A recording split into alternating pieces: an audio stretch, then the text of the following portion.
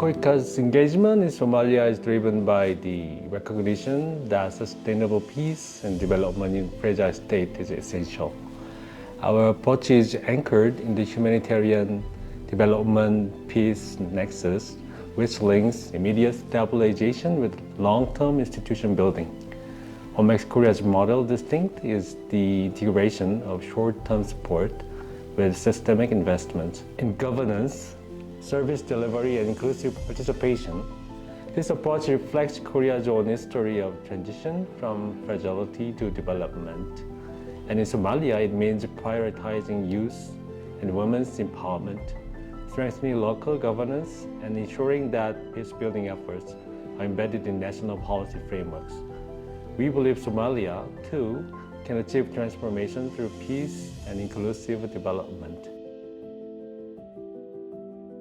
We expect that communities, especially youth and marginalized groups, will become more resilient against extremism through peer-to-peer exchanges, community dialogue, and multimedia peace narratives. Importantly, women will be engaged as active leaders in peace building, reflecting their unique role in reconciliation. Through community-based reintegration, we aim to reduce re-recruitment and strengthen stability with psychosocial support and livelihood opportunities.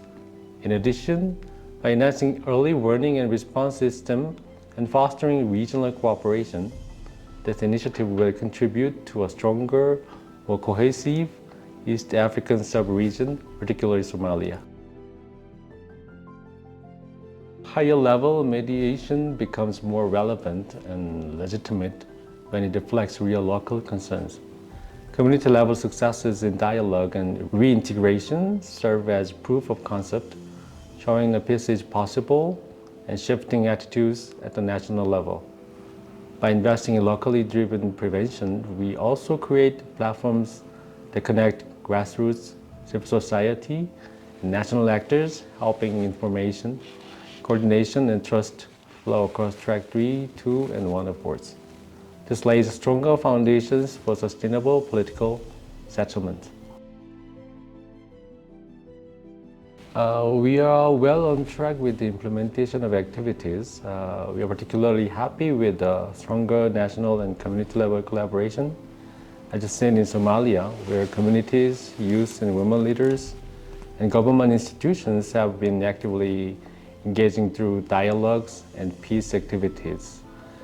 Additionally, there is a regional and national policy influence derived from regional analysis and consultations, such as the development of 6 local PCVE action plans in collaboration with the stakeholders. And last but not least, we are cognizant of the fact that all these efforts will lead to strong local ownership that will ultimately contribute to the sustainability of the project. Even though measuring progress in PVE and peace building can be complex, it is essential for us to adapt. To achieve great impact, we would need to regular feedback loops with communities to adjust our programming in real time.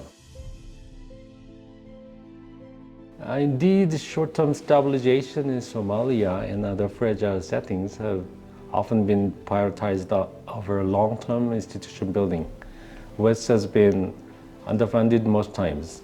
To balance the two, we must take them complementary, where short-term stabilization creates space for governance and institution building to take root, while long-term institutional development ensures that short-term gains are not lost when donor support declines. We must therefore ensure that short-term activities align with long-term governance goals. This includes investing in local governments in newly recovered areas through capacity building, budgeting, service delivery, and accountability.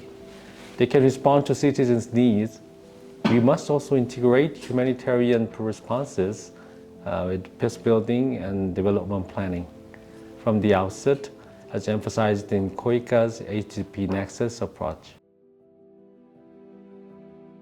KOICA and UNDP have jointly identified 2 project models that reflect both institutions' strengths and strategic priorities, one in the digital sphere and another in the climate field. As such, we see strong potential to deepen partnerships not only in value chain development, youth skills, and vocational education, but also in governance, digital innovation, and climate action. For example, in Somalia, there is scope to expand cooperation in climate resilient livelihoods and digital solutions for inclusive service delivery. As KOICA's country director, I want to assure the Somali people that Korea stands with you in solidarity and friendship. Korea knows from its own history what it means to overcome war and poverty through resilience and partnership. Today, Somalia faces many challenges, but also has great potential through its youth and communities. KOICA is committed to supporting peace building, preventing violent extremism, and empowering youth and women while linking short-term stabilization with long-term institution building.